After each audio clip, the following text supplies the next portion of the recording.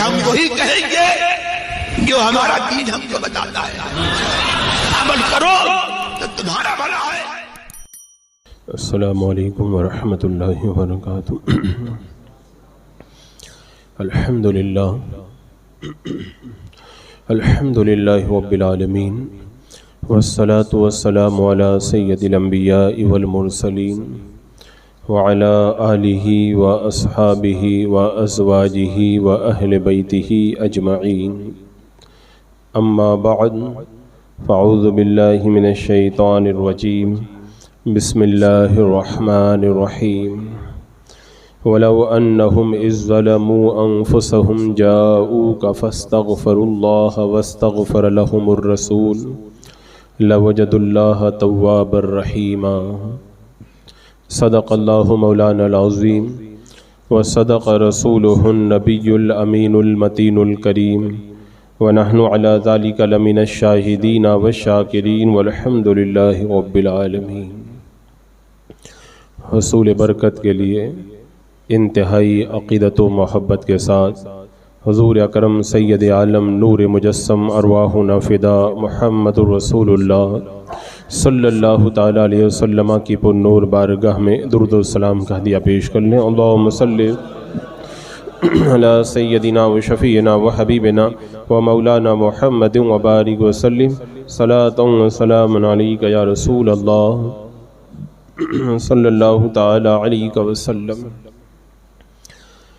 موسم حج قریب ہوا اور انشاءاللہ ان قریب ماہ ذی الحجہ کا چاند نظر آئے گا اور ادھر قربانی کی تیاریاں شروع ہوں گی اور ادھر حرمین میں حج کی تیاریوں کا جو ہے باضابطہ آغاز ہوگا، اور دنیا بھر سے حجاج کرام کے قافلے یا تو حرم مقدس میں پہنچ چکے یا پہنچنے کی تیاری میں ہیں، اور یہ وہ موقع ہوتا ہے جب ہر کسی کا دل اس بات کے لیے مچلتا ہے کہ میری حاضری بھی اس مقدس دربار میں ہو جائے۔ میرے امام نے کہا تھا کہ جان و دل ہوش و خرد سب تو مدینے پہنچے، تم نہیں چلتے رضا سارا تو سامان گیا، لے رضا سب چلے مدینے کو میں نہ جاؤں ارے خدا نہ کرے۔ اعلیٰ حضرت امام عشق و محبت رضی اللہ تعالیٰ عنہ نے حج کا جو اصل مدعا تھا اس کو بھی اپنے ان الفاظ کے اندر بیان فرمایا کہ ان کے طفیل حج بھی خدا نے کرا دیے، ان کے طفیل حج بھی خدا نے کرا دیے، اصل مراد حاضری اس پاک در کی ہے، کیونکہ اللہ تبارک و تعالیٰ نے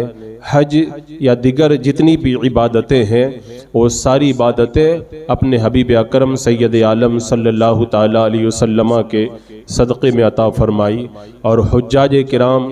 جب اپنے حج سے حرم مکی کے اندر فارغ ہو جاتے ہیں تو پھر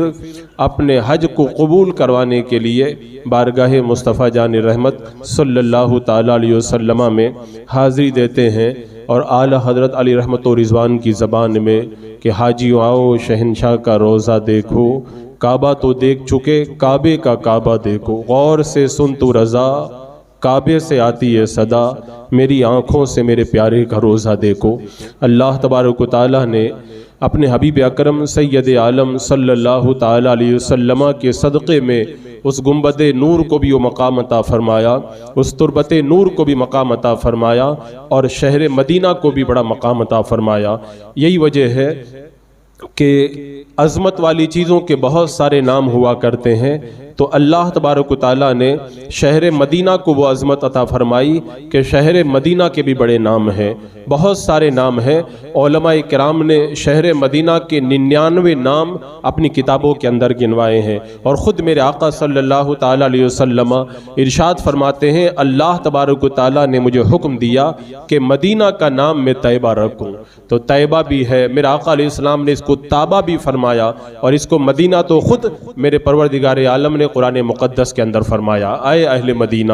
تو مدینے کی وہ عظمتیں کہ مدینے کی مٹی کو شفا کہا گیا، اور مدینے کی ہواؤں کو اتنی بھلی کہا گیا کہ میرے آقا صلی اللہ تعالیٰ علیہ وسلم جب باہر سے مدینہ منورہ کے اندر تشریف لاتے اور گرد و غبار اڑتا تو میرے آقا صلی اللہ تعالیٰ علیہ وسلم مدینے کے گرد و غبار سے اپنے چہروں کو بچاتے نہیں بلکہ چہرہ اقدس کھلا رکھتے، اس لیے کہ اللہ تبارک و تعالیٰ نے مدینہ منورہ کی مٹی کے اندر بھی شفا رکھی ہے، اور فرمایا گیا کہ کوڑ کی بیماری سے بھی اللہ نے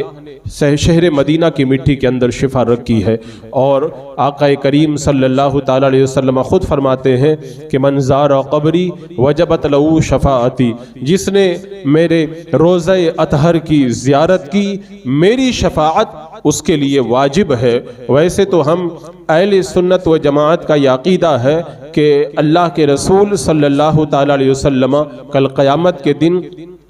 اپنے ہر گنہگار مومن کی شفاعت کروائیں گے جو ایمان کے ساتھ میں دنیا سے چلا گیا، لیکن اس حدیث پاک میں جو یہ فرمایا گیا جس نے میرے روزے کی زیارت کی اس کی میں شفاعت کرواؤں گا، اس سے علماء کرام نے یہ نقطہ اخذ کیا کہ عام مسلمانوں کے لیے کل قیامت کے دن میرے آقا صلی اللہ تعالیٰ علیہ وسلم کی جو شفاعت ہوگی وہ ایک الگ شفاعت ہے، لیکن ظاہر مدینہ اللہ کے رسول علیہ السلام کے روزہ انور کی زیارت کرنے والے ظاہر کو اللہ تبارک و تعالیٰ ایک خاص قسم کی شفاعت عطا فرمائے گا جو دیگر نیک اعمال کرنے والے اور لوگوں کو نصیب نہ ہوگی جنہوں نے اللہ کے رسول علیہ السلام کے روزہ اطہر کی زیارت نہیں کی ہے۔ وہ ایک خاص شفاعت ہے جو صرف ظاہر مدینہ کو اللہ تعالیٰ نصیب فرمائے گا، اور یہ وعدہ مصطفیٰ جان رحمت صلی اللہ علیہ وسلم ہے، اور میرا آقا علیہ السلام کا وعدہ پورا ہونا ہی ہے، اس کے اندر کوئی شبہ کی گنجائش نہیں ہے۔ لیکن اس کے اندر ایک جو بڑی بات ہے جو سوچنے والی اور غور کرنے والی وہ یہ ہے کہ میرا آقا علیہ السلام نے فرمایا کہ جس نے میری روزہ انور کی زیارت کی اس کی شفاعت، میری شفاعت اس کے لیے واجب ہے۔ اس سے ایک نقطہ یہ بھی پتا چلا کہ شفاعت کا حقدار صرف مومن ہوتا ہے، غیر مومن کو شفاعت مصطفیٰ کبھی نہیں ملے گی، اور میرے آقا نے ظاہر مدینہ کو شفاعت کی بشارت عطا فرمائی۔ اس کے اندر ایک بڑی خوشخبری یہ پوشیدہ ہے کہ جو میرے روزے کی زیارت کر لے گا اللہ تعالیٰ اسے ایمان پہ موت نصیب فرمائے گا اور پھر میری شفاعت کا وہ حقدار بن جائے گا۔ اور یہاں پہ کوئی اپنے دل میں یہ نہ سوچے کہ وہابیہ، دیابنا اور گمراہ لوگ بھی تو روزہ اطہر پہ جاتے ہیں، کیا ان کو بھی شفاعت ملے گی؟ یہ شبہ کسی کے ذہن میں نہ آئے، اس لیے کہ حدیث پاک میں جو شفاعت کی بشارت ہے وہ اہل ایمان کے لیے ہے، اور وہ گستاخ نبی ہونے کی وجہ سے ایمان سے پہلے ہی خارج ہیں، انہیں شفاعت اس حدیث پاک کی روشنی کے اندر بھی ہرگز میسر نہیں آئے گی۔ اور میرے آقا علیہ السلام نے ارشاد فرمایا کہ من زار قبری بعد وفاتی کمن زارنی فی حیاتی، جس نے میرے وصال کے بعد میں میرے روزہ انور کی زیارت کی وہ ایسے ہی ہے جیسے اس نے میری زندگی میں ظاہری زندگی کے اندر میری زیارت کی ہے۔ اس نے یعنی صحابہ کرام رضوان اللہ تعالیٰ علیہ مجمعین نے اللہ کے رسول علیہ السلام کی ظاہری حیات کے اندر میرے آقا علیہ السلام کا دیدار کیا، وہ صحابی بنے، انہیں خاص فضیلت اللہ تبارک و تعالیٰ نے عطا فرمائی، وہ فضیلت تو انہی کے لیے ہے۔ لیکن آج اگر کوئی میرے آقا علیہ السلام کے وصال کے بعد میں روزہ اطہر پہ جاتا ہے تو اور وہ لوگ جن کو روزہ اطہر کی زیارت نصیب نہیں ہوئی ان کی بنسبت اللہ تبارک و تعالیٰ نے انہیں ایک بڑا مقام عطا فرمایا کہ انہوں نے بعد وصال میرے آقا علیہ السلام کے روزہ اطہر کی زیارت کی۔ ایک بزرگ ہیں وہ اللہ کے رسول علیہ السلام کے جب روزے پہ پہنچے انہیں یہ حدیث پاک یاد آئی کہ من زار قبری، جس نے میرے روزے کی زیارت کی، تو اب ان کے ذہن کے اندر یہ خیال آیا کہ اللہ کے رسول علیہ السلام کا جو روزہ ہے، آپ کی جو قبر نور ہے، جو بقع نور ہے، وہ تو سنہری جالیوں کے پیچھے ایک نورانی دیوار، اور اس دیوار کے پیچھے اور اندر کی طرف وہ روزہ اطہر بنا ہوا ہے۔ ہم کو تو اللہ کے رسول علیہ السلام کے روزے کی زیارت نصیب نہیں ہوتی، ہم تو خالی سنہری جالیوں کو دیکھ کر کے چلے آتے ہیں، ہم تو صرف دیوار روزہ اطہر کو دیکھ کر کے چلے آتے ہیں۔ تو جو بشارت ہے وہ قبر انور کو دیکھنے پر ہے، اور ہم تو دیوار دیکھ کے چلے آتے ہیں, ہمیں اندر جانا تو نصیب نہیں ہوتا. وہ سوئے خواب میں میرے آقا صلی اللہ تعالی علیہ وسلم تشریف لائے اور ارشاد فرمایا کہ میری جو بشارت ہے کہ جو میری قبر کی زیارت کرے گا وہ اگر باہر سے بھی زیارت کر لے اللہ تعالیٰ اس کو بھی وہ فضیلت عطا فرما دے گا. تو اللہ تبارک و تعالیٰ نے اپنے حبیب علیہ السلام کے روزہ اطہر کو وہ مقام عطا فرمایا کہ آج زمین کے جس حصے کے اندر میرے آقا صلی اللہ تعالی علیہ وسلم کا وہ جسد نوری آرام فرما ہے, اس کے بارے میں علماء فرماتے ہیں زمین کا وہ حصہ ساری کائنات سے افضل ہے, خانہ کعبہ سے بھی افضل ہے اور عرش اعظم سے بھی افضل ہے. اللہ نے اس مقام کو ساری کائنات سے زیادہ فضیلت عطا فرمائی ہے. کیوں؟ اس لیے کہ اس خاک کو میرے آقا علیہ السلام کے نوری جسد کے ساتھ میں ملاقات کا شرف حاصل ہوا ہے. اور جو میں نے ابھی آیت کریمہ پڑھی جس میں رب تبارک و تعالیٰ کا یہ ارشاد ہے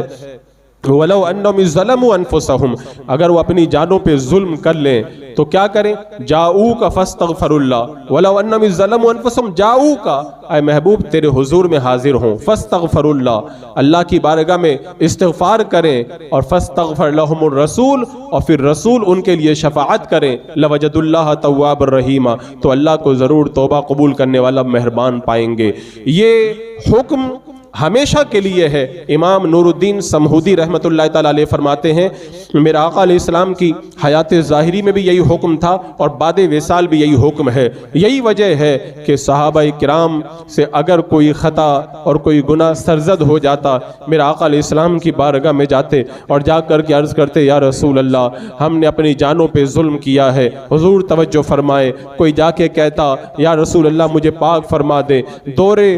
حیات ظاہری کے اندر بھی صحابہ کرام کا یہی مجاز اور یہی طریقہ رہا کہ خدا کی بارگاہ میں اگر پہنچنا ہے تو مصطفیٰ جان رحمت صلی اللہ علیہ وسلم کے در دولت پہ پہنچو, اور جب اس در پہ آؤ گے تو اللہ تبارک و تعالیٰ اپنے محبوب کے صدقے میں ہماری مغفرت فرما دے گا. اور بعد وصال بھی یہی حکم باقی ہے. یہی وجہ ہے کہ اسی در پہ سب اپنا درد لے کر کے جاتے ہیں, اپنے گناہوں سے معافی کے لیے بھی میرے آقا صلی اللہ تعالیٰ علیہ وسلم کی بارگاہ میں حاضر ہوتے ہیں, اور جا کر کے میرے آقا علیہ السلام کی بارگاہ میں یوں ہی عرض کرتے ہیں مانگیں گے مانگے جائیں گے, منہ مانگی پائیں گے, سرکار میں نہ لا ہے نہ حاجت اگر کی ہے. اور میرے امام نے پھر آگے کہا تھا لب واہ ہیں آنکھیں بند ہیں پھیلی ہے جھولیاں, کتنے مزے کی بھیک تیرے پاک در کی ہے. حضرت امام محمد ابن حرب رضی اللہ تعالیٰ عنہ بیان کرتے ہیں کہ میں اللہ کے رسول علیہ السلام کے روزہ اطہر پر موجود تھا. ایک شخص آیا اور آ کر کے میرے آقا علیہ السلام کی بارگاہ میں وہ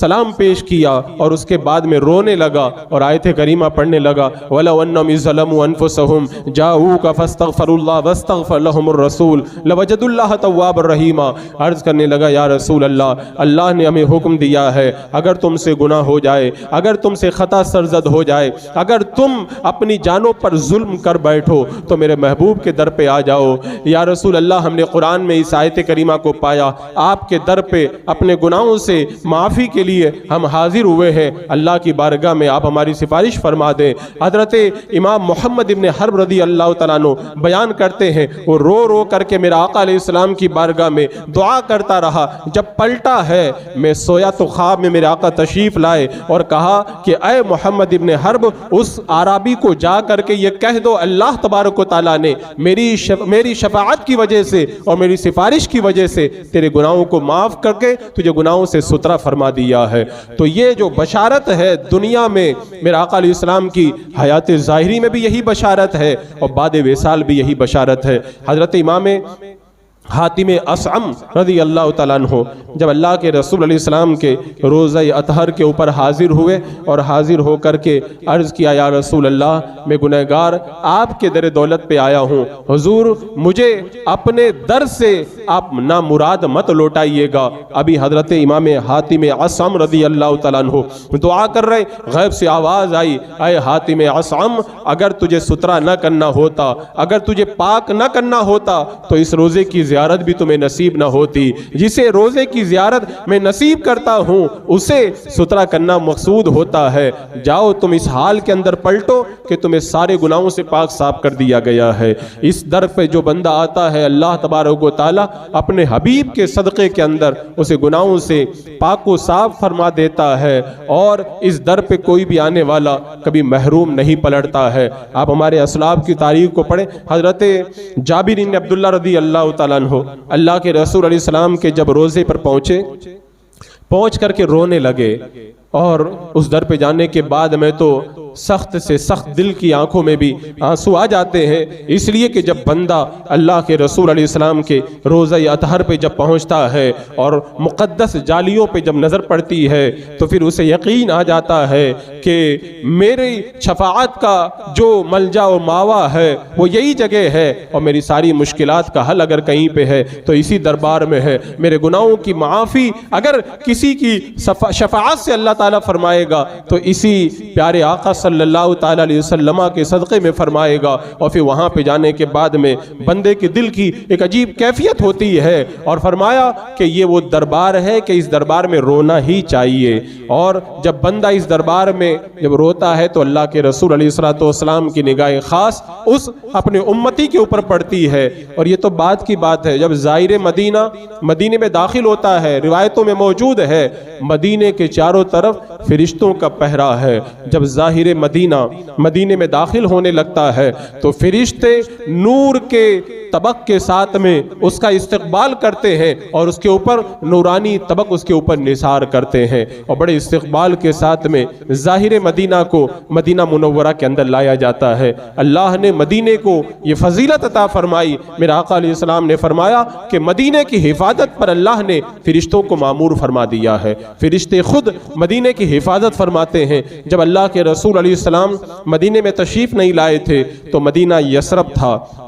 یہ بیماریوں کا گھر تھا. لیکن جب میرے آقا علیہ السلام تشریف لائے تو اب یہ بیماریوں کا گھر نہیں بلکہ دارو شفا بن گیا, اور کہا کہ نہ ہو آرام جس بیمار کو زمانے سے اٹھا لے جائے تھوڑی سی خاک ان کے آستانے سے. یہاں پہ مریض آتے ہیں تو اس در کی خاک سے شفا پا کر کے پلٹ جایا کرتے. امام مالک رحمت اللہ تعالی وہ جو حدیث پاک میں فرمایا نا میرے آقا علیہ السلام نے, اگر تم سے ہو سکے تو مدینے میں مرنا, یعنی اگر مدینے میں مرنے کا اگر تم کر سکتے ہو, مدینے میں مر سکتے ہو تو پھر یہ تمنا کرو تو تمہاری موت مدینے ہی میں آئے. اسی لیے اہل عقیدت ہمیشہ یہی تمنا کرتے رہے کہ کاش موت آئے تو مدینے میں آئے. سیدنا عمر فاروق رضی اللہ تعالیٰ عنہ نے اللہ کی بارگاہ میں دعا کی تھی, اے اللہ مجھے مدینے میں شہادت کی موت عطا فرما. کہتے ہیں اگر عشق سچا ہو تو اللہ تعالیٰ اس کے لیے انتظام فرماتا ہے, ورنہ اس دعا پہ آپ غور کریں ایسا ممکن ہی نظر نہیں آتا کہ حضرت عمر کی موت شہادت کی موت مدینے میں آ جائے. اس لیے کہ حضرت عمر فاروق رضی اللہ تعالیٰ عنہ سارے عالم اسلام کے خلیفۃ المسلمین ہیں, اور بڑے بڑے جابر و ظالم حکمراں آپ کے نام سے کانپتے ہیں. کس کی یہ مجال ہے کہ حضرت عمر رضی اللہ تعالیٰ عنہ پر مدینے میں حملہ کر کے آپ کو شہید کر دے. تو حضرت عمر کا یہ دعا کرنا بظاہر تو مشکل نظر آتا تھا, لیکن آپ نے دعا کی, اللہ تبارک و تعالیٰ نے آپ کی دونوں دعائیں قبول فرمائی. موت بھی مدینے میں آئی اور موت بھی شہادت کی موت آئی. مصلی رسول کے اوپر آپ کو شہید کیا گیا, اور شہادت سے پہلے آپ کو اٹھا کر کے گھر لے جایا گیا. تو عاشق یہ تمنا کرتا ہے اگر موت آئے تو مدینے میں آئے. حضرت امام مالک رضی اللہ تعالیٰ عنہ جب حج فرض ادا کر لیے تو اس کے بعد میں حج کرنے کے لیے نہیں جاتے تھے, ورنہ تو ہم تو یہ تمنا کرتے اگر مدینے میں رہیں تو ہر سال حج کے لیے جائیں. امام مالک رحمت اللہ تعالیٰ علیہ سے کہا گیا حضور آپ حج کرنے دوبارہ نہیں جاتے. کہا میں ڈرتا ہوں اگر میں حج کے لیے مکہ چلا گیا تو کہیں مدینے کے باہر مجھے موت نہ آ جائے, اور طبعی ضرورت کی وجہ سے آپ جب مدینے کے باہر جاتے تھے تو جلدی واپس آتے تھے. کہتے تھے میں ڈرتا ہوں کہ کہیں مدینے کے باہر ہی مجھے موت نہ آ جائے. کہتے ہیں کہ مدینے کے اندر مرنا یہ بڑی سعادت مندی کی بات ہے. محدث اعظم پاکستان علامہ سردار احمد رحمت اللہ تعالی علیہ جب میرے آقا علیہ السلام کی بارگاہ میں حاضر ہوئے, اپنے ناخن اور اپنے بالوں کو مدینہ منورہ کی زمین میں دفن کیا, اور میرے آقا علیہ السلام کی بارگاہ میں عرض کیا یا رسول اللہ مدینے میں مرنا تو میرے اختیار میں نہیں ہے, اپنے جسم کے کچھ حصے اجزاء جو ہیں میں نے مدینے میں دفن کر دیے ہیں, میرے لیے یہی غنیمت ہے. اگر خود مدینے میں دفن نہ ہو سکے تو یا رسول اللہ اپنے ناخن اور بالوں والوں کو ہی دفن کر رہا ہوں، اسی کے صدقے کے اندر ہو سکتا ہے کہ مجھ پر خاص مدینے والے مصطفیٰ جان رحمت صلی اللہ علیہ وسلم کی نظر ہو جائے۔ اور ایک بات یہ بھی یاد رکھیں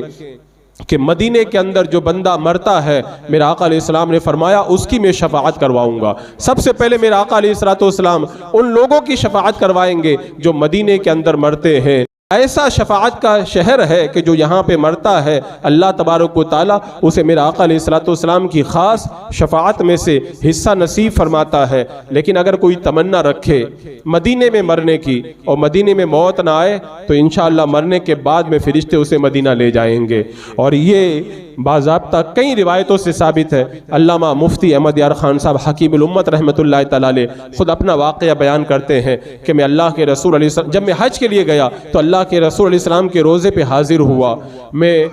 سنہری جالیوں کے سامنے موجود تھا اور میرا آقا علیہ السلام پہ درود پاک پڑھ رہا تھا۔ میری نظر پڑی تو میں نے دیکھا کہ صد الافاضل خلیفہ اعلیٰ حضرت علامہ نعیم الدین مراد آبادی رحمۃ اللہ تعالیٰ علیہ بھی موجود ہیں۔ بڑا تعجب ہوا، اتنی بڑی ہستی یہاں پہ تشریف لائی، مجھے پتہ بھی نہیں، لیکن بات نہیں کر سکتے اس لیے کہ چاہے کوئی کتنا بھی قریبی ہو روضہ رسول پہ تو پھر نگاہیں ادھر ادھر کرنا بھی بے ادبی سمجھا جاتا ہے۔ وہاں پہ جو ہے وہ ادب گائے اس زیر آسمان عرش نازک تر نفس گم کردہ می آید جنیدو با یزید اینجا، اس لیے کہ یہ وہ جگہ ہے جہاں پہ سانس لینا بھی اولیاء کرام بے ادبی سمجھتے ہیں، سانس بھی آہستہ لیتے ہیں، کہیں مصطفیٰ جان رحمت کے دربار میں بے ادبی نہ ہو جائے۔ تو حضرت مفتی احمد یار خان صاحب علیہ رحمہ فرماتے ہیں میں نے بات چیت تو نہ کی، جب سلام سے فارغ ہوا باہر نکلا کہ ملاقات ہوگی، میں نے بہت تلاش کیا، ملاقات نہ ہوئی۔ علامہ ضیاء الدین مدنی رحمۃ اللہ تعالیٰ علیہ کے گھر پہ پہنچا، وہاں پہ معلوم کیا لیکن پتہ نہیں چلا۔ پھر بعد میں تار آیا تو پتہ چلا کہ صد الافاضل علامہ نعیم الدین مراد آبادی رحمۃ اللہ تعالیٰ علیہ کا مراد آباد میں انتقال ہو گیا ہے۔ اور جس وقت انتقال ہوا وہ وقت میں نے دیکھا تو میں نے دیکھا کہ وہی وقت تھا جب علامہ نعیم الدین مراد آبادی رحمۃ اللہ تعالیٰ علیہ میرے قریب میں سرکار کے روزے پر کھڑے تھے۔ ایسا لگتا ہے عاشق کی روح جب نکلتی ہے سیدھے میرے آقا علیہ السلام کے روزے پہ پہنچ جاتی ہے۔ تو اللہ تبارک و تعالیٰ ایسے عشاق کو جو مدینے میں مرنے کی تمنا رکھتے ہیں، اگر زندگی میں وہاں پر مرنا نصیب نہ ہو تو بعد موت اللہ تعالیٰ انہیں مدینے کے اندر منتقل فرما دیا کرتا ہے۔ تو یہ وہ دربار ہے کہ یہاں پہ تو اللہ تبارک و تعالیٰ کے رسول اکرم صلی اللہ تعالیٰ علیہ وسلم نے مرنے کی تمنا کرنے کا حکم دیا، اگر ہو سکے تو مدینے کے اندر مرو، جو یہاں مرے گا میری شفاعت میں سے وہ حصہ پائے گا۔ حضرت زید ابن ارقم رضی اللہ تعالیٰ عنہ اللہ کے رسول علیہ السلام کی بارگاہ میں حاضر ہوئے اور حاضر ہو کر کے عرض کرتے ہیں یا رسول اللہ میں بیت المقدس جانا چاہتا ہوں، وہاں نماز پڑھوں گا۔ میرا آقا علیہ السلام نے فرمایا میری مسجد کے اندر نماز پڑھنا، میری مسجد کے اندر نماز پڑھنا بیت المقدس کی ہزاروں نمازوں سے بہتر ہے۔ اللہ نے یہ فضیلت میری مسجد کو عطا فرمائی۔ اور خود اللہ کے رسول ارشاد فرماتے ہیں جو حج کرے اور اس کے بعد مجھ سے ملنے میری مسجد میں آئے، میرا آقا فرماتے ہیں مجھ سے ملنے میری مسجد میں آئے، میرا آقا علیہ السلام سے ملنے جائیں، یعنی اللہ کے رسول زندہ ہیں۔ آج بھی میرا آقا علیہ السلام زندہ ہیں۔ میرے امام نے کہا تھا تو زندہ ہے واللہ، تو زندہ ہے واللہ، میری چشم عالم سے چھپ جانے والے اگرچہ ہم نہ دیکھ پائیں میرا آقا علیہ السلام ہمیں دیکھ رہے ہیں۔ اور جو سچا عشق اپنے دل کے اندر رکھتا ہے میرا آقا علیہ السلام اسے دیدار کی دولتوں سے مالا مال بھی فرماتے ہیں۔ میرا آقا علیہ السلام نے ارشاد فرمایا جو حج کرے اور مجھ سے ملنے میری مسجد میں آئے تو اسے اللہ تبارک و تعالیٰ 2 حج مبرور کا ثواب عطا فرماتا ہے۔ حج مبرور کے بارے میں حدیث پاک میں فرمایا گیا حج مبرور کا بدلہ جنت ہے، اگر ایک حج بھی مقبول ہو جائے اللہ اس کے بدلے میں جنت عطا فرماتا ہے۔ تو جو مسجد کے اندر چلا جائے میرا آقا فرماتے اللہ تعالیٰ اسے 2 حج مبرور کا ثواب عطا فرماتا ہے۔ یہ وہ ثواب ہے جو عام حالات کے اندر کسی اور جگہوں کے اندر میسر نہیں آتا، لیکن میرا آقا علیہ السلام کے جو مقدس روزے پہ چلا جائے مسجد میں حاضر ہو جائے اللہ تبارک و تعالیٰ اسے اس ثواب سے مالا مال فرماتا ہے۔ اور حدیث پاک میں موجود بھی ہے جو میری مسجد میں 2 رکعت پڑھے گا اللہ تعالیٰ اسے حج کا ثواب عطا فرمائے گا۔ عاشق صادق حضرت شیخ عبدالحق محدث دہلوی رحمۃ اللہ تعالیٰ علیہ نے یہاں پہ بڑی پیاری بات کہی، فرماتے ہیں سال میں 1 بار مکے میں حج ہوتا ہے، شیخ عبدالحق مودودی سے دہلوی علیہ رحمہ فرماتے ہیں سال میں ایک بار مکے میں حج ہوتا ہے، لیکن یہ شہنشاہ مدینہ کا کرم دیکھو، اس مقدس دربار کا جو ہے وہ رتبہ اور مقام دیکھو کہ یہاں پہ روزانہ کہیں کہیں حج ادا ہوا کرتے ہیں۔ جو بندہ یہاں پہ 2 رکعت پڑھ لے اللہ تبارک و تعالیٰ اسے حج کا ثواب عطا فرمائے، اور اللہ کے رسول علیہ السلام کے قدم مبارک مسجد قباء میں پڑ گئے تو پھر یہ بشارت دی گئی جو مسجد قباء میں 2 رکعت پڑھ لے اللہ تبارک و تعالیٰ اسے عمرہ کا ثواب عطا فرماتا ہے۔ ہم جب عمرہ کے لیے گئے ہمارے ساتھ میں یہاں کے ایک بڑے بھولے بالے بوڑھے تھے، وہ کہنے لگے کہ مکہ کے اندر تو حج کرنے میں بڑی تکلیف ہوتی ہے، یہ قباء والا حج بڑا آسان ہے، 2 رکعت پڑھ کے آؤ اور بغیر تکلیف کے جو ہے عمرہ کا ثواب مل جاتا ہے۔ تو یہ مدینے والے مصطفیٰ جان رحمت صلی اللہ تعالی علیہ وسلم کا کرم ہے، اگر کوئی بندہ مسجد نبوی میں 2 رکعت بھی پڑھ لے اللہ تبارک و تعالیٰ اسے جو ہے وہ حج کا ثواب عطا فرماتا ہے اور قباء کے اندر عمرہ کا ثواب نصیب فرماتا ہے۔ اور جو عشاق ہیں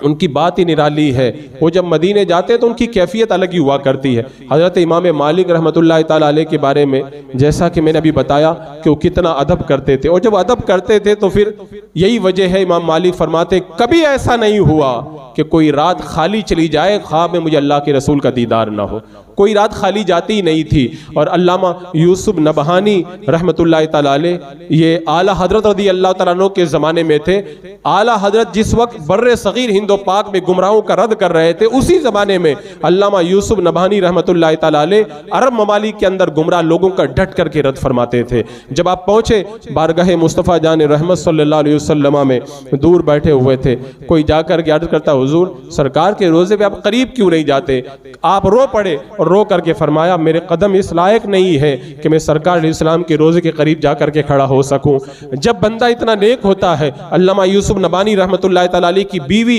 اہلیہ محترمہ کے بارے میں آتا ہے، ان کی بیوی نے خواب کے اندر 85 مرتبہ اللہ کے رسول علیہ السلام کا دیدار کیا تھا۔ عاشقوں کو میرے آقا علیہ السلام دیدار سے مالا مال فرماتے ہیں۔ تو میں عرض یہ کر رہا تھا کہ امام مالک بڑے عاشق رسول، آپ کے جو ہے وہ در پہ جب امام شافعی علیہ رحمہ پہنچے، دیکھا کہ دروازے پر بہت سارے خراسان اور مصر کے گھوڑوں، خوبصورت قیمتی گھوڑوں کی قطار لگی ہے۔ امام شافعی علیہ رحمہ نے آپ کی بارگاہ میں عرض کیا امام مالک سے کہ حضور اتنے قیمتی گھوڑے، بڑے پیارے گھوڑے ہیں۔ تو امام مالک نے کہا یہ سارے گھوڑے جاؤ میں نے تم کو دے دیے۔ تو امام شافعی علیہ رحمہ نے کہا حضور آپ نے سارے مجھ کو دے دیے، ایک آپ رکھ لیں تاکہ آپ اس پر سوار ہوا کریں۔ امام مالک نے کتنا پیارا جواب دیا، کہا یہ تو لوگ محبت میں مجھے تحفہ دے کے چلے جاتے ہیں، میں ان پہ سوار نہیں ہوتا، میں کیسے یہ گوارا کر لوں کہ میں گھوڑے پر سوار ہو کر کے مدینے میں چلوں؟ پتہ نہیں کون سی وہ جگہ ہے جہاں پہ اللہ کے رسول علیہ السلام کے قدم مبارک پڑے ہو، اور میں یہ گوارا نہیں کرتا کہ جن جگہوں پہ مصطفیٰ جان رحمت صلی اللہ علیہ وسلم کے قدم پڑے ہوں وہاں پر میں اپنے گھوڑوں سے اس جگہ کو رون دوں۔ کہا میں سواری کے لیے گھوڑا ہرگز استعمال نہیں کر سکتا۔ اور امام مالک رحمت اللہ تعالیٰ علیہ کا طریقہ یہی تھا، جب راہوں میں چلتے تھے دیواروں کو بوسہ لیا کرتے تھے، دیواروں کو چوما کرتے تھے۔ کسی نے کہا تھا حضور اتنے بڑے امام ہو کر دیواروں کو چومتے ہیں؟ کہا میں دیواروں کو نہیں چومتا، میں اس لیے چومتا ہوں ان کو کہ پتہ نہیں کب اللہ کے رسول علیہ السلام ادھر سے گزرے ہوں اور پتہ نہیں کس دیوار پہ اللہ کے رسول علیہ السلام کے جسد اطہر کا کوئی حصہ لگ گیا ہو، تو محبت کے اندر چومتا ہوں۔ یہ مدینے کی محبت کا اثر ہے، ورنہ کون روتا ہے لپٹ کر در و دیوار کے ساتھ؟ اللہ تبارک و تعالیٰ نے مدینے کو جو عظمت عطا فرمائی ہے اللہ کے رسول علیہ الصلاۃ والتسلیم کی اس مقدس نسبت کی وجہ سے عطا فرمائی ہے۔ یہی وجہ ہے کہ مدینہ منورہ میں گنبد نور تو بابرکت ہے ہی، اور تربت نور، جالی نور سب بابرکت ہیں، بلکہ مدینہ منورہ کا ذرہ ذرہ جو ہے وہ اتنی برکتیں اپنے اندر رکھتا ہے۔ حضرت شیخ شبلی رحمۃ اللہ تعالیٰ علیہ فرماتے ہیں کہ مدینے کے اندر جتنے مٹی کے اندر، مدینے کی دوسری چیزوں کو چھوڑیے، مدینے کی مٹی کے اندر اتنا نور ہے کہ کائنات میں کہیں اور نہیں پایا جاتا ہے۔ حضرت شیخ عبدالحق مودودی سے دہلوی اسی لیے فرماتے ہیں جب مدینے میں بیمار ہوتا تھا تو مدینے کی مٹی سے اپنا علاج کیا کرتا تھا، اور اللہ تعالیٰ مجھے شفا عطا فرماتا تھا۔ اور علماء کرام نے متفقہ طور پر یہ بات کہی ہے کہ مدینہ منورہ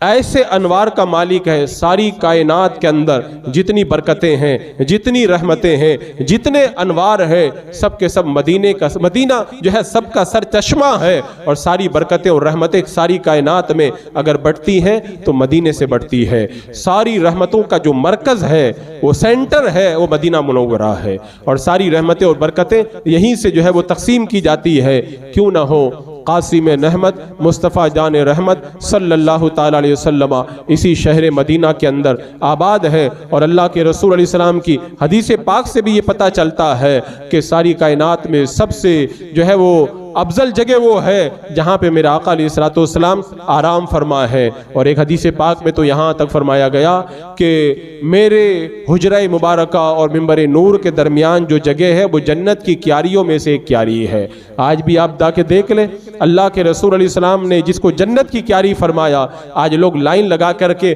اس جگہ پر چند سیکنڈ کے لیے رک جانا اپنی سعادت مندی سمجھتے ہیں. عزیزان مکرم، یہ جگہ اتنی متبرک کیوں بنی؟ اس کی سب سے بڑی وجہ یہ ہے اللہ کے رسول علیہ السلام نے سارے مدینے کو اپنے قدموں سے جو ہے وہ شرف یاب فرمایا، مکہ کو شرف یاب فرمایا. لیکن میرا آقا علیہ السلام نے اپنے حجرے اور اپنے روضہ اور منبر نور کے درمیان کی جگہ کو جو جنت کی کیاری کہا، اس کی وجہ یہ ہے روزانہ 5 وقت کم سے کم میرا آقا علیہ السلام اپنے حجرے سے مصلی پہ تشریف لاتے، مصلی مبارکہ سے حجرے میں تشریف لے جاتے. اور بھی ضرورت کے وقت میں میرا آقا علیہ السلام نکل کر کے حجرے سے تشریف لاتے. تو یہ اتنی جگہ جو ہے وہ جگہ ہے جہاں پہ اللہ کے رسول علیہ السلام بار بار آئے گئے ہیں. میں کہتا ہوں بار بار آئے گئے، اگر ایک بار بھی اللہ کے رسول علیہ السلام کسی جگہ پہ قدم رکھ دے تو جنت کے ٹکڑوں سے بھی بہتر ہے. تو جس جگہ پہ میرا آقا علیہ السلام نے بار بار اپنے قدموں سے اس زمین کو شرف یاب کیا، وہ جنت کی کیاری نہیں ہوگی تو کیا ہوگی؟ فرمایا میرے ممبر اور میرے حجرے کے درمیان کی جو جگہ ہے وہ جنت کی کیاریوں میں سے ایک کیاری ہے. اور یہی وہ جگہ ہے جہاں پہ عشاق آتے ہیں. تو عالم یہ ہوتا ہے، سلطان محمود غزنوی رحمت اللہ تعالی علیہ جب پہنچے تھے تو فقیروں کا لباس پہنا، مشکیزہ ہاتھ میں لیا اور مدینے کے ظاہرین کو پانی پلانے لگے. لوگوں نے کہا اب غزنی کے بادشاہ ہو کر کے فقیروں کے لباس میں لوگوں کو پانی پلاتے ہیں. کہا میں بادشاہ غزنی کا ہوں اور یہ دربار سارے بادشاہوں کا دربار ہے. یہاں پہ شہنشاہی نہیں دکھائی جاتی، یہاں پہ تو فقیری ہی اچھی ہے. ابھی تھوڑی دیر گزری تھی کہ مصر کا بادشاہ آ گیا اور مصر کا بادشاہ بڑے کر و فر جاؤ جلال کے ساتھ میں آیا. تو کسی نے اعتراض کرتے ہوئے کہا کہ لوگ یہاں پر تو فقیر بن کے آتے ہیں اور آپ اتنے جاؤ جلال کے ساتھ میں آ رہے ہیں، کیا اس بارگاہ کے آداب کے خلاف نہیں ہے؟ تو وہ بھی عاشق رسول تھے، انہوں نے بھی بڑا پیارا جواب دیا. انہوں نے جواب کے اندر کہا کہ صحیح بات ہے، سب نعمتیں اگر ملی ہیں تو اس شہنشاہ کے دربار سے ملی ہے. میں جو اتنے جاؤ جلال کے ساتھ میں قیمتی لباس کے اندر تخت میں جو تاج کے ساتھ میں آیا ہوں، میں تکبر کی وجہ سے نہیں آیا. میں یہ سب کچھ جو پہن کر کے آیا ہوں اس پیاری بارگاہ میں اس لیے آیا ہوں تاکہ اللہ کے رسول علیہ السلام کی بارگاہ میں حاضر ہو کے دکھاؤں یا رسول اللہ یہ جو کچھ ملا ہے یہ سب آپ کے صدقے میں ملا ہے. تو اس بارگاہ ہی سے ملا ہے. تو اس بارگاہ کے اندر اس نعمت کا شکریہ ادا کرنے کے لیے، اظہار کے لیے میں اس قیمتی لباس کے اندر آیا ہوں. یہ وہ در ہے جس در میں بادشاہ بھی آتے ہیں تو فقیر بن کے آتے ہیں، اولیاء بھی آتے ہیں تو سانس روک کے آتے ہیں. بڑے خوش قسمت ہیں وہ لوگ جن کو اللہ تبارک و تعالیٰ اس در کی حاضری اہل سنت و جماعت کے سچے عقیدے کے ساتھ میں نصیب فرمائے. ان کے یہاں پر بھی بہارے نیارے ہیں اور وہاں پر بھی اللہ کے رسول علیہ السلام اپنی خاص شفاعت سے انہیں حصہ نصیب فرمائیں گے. اللہ تبارک و تعالی ہم تمام کو اس در نور کی حاضری نصیب فرمائے.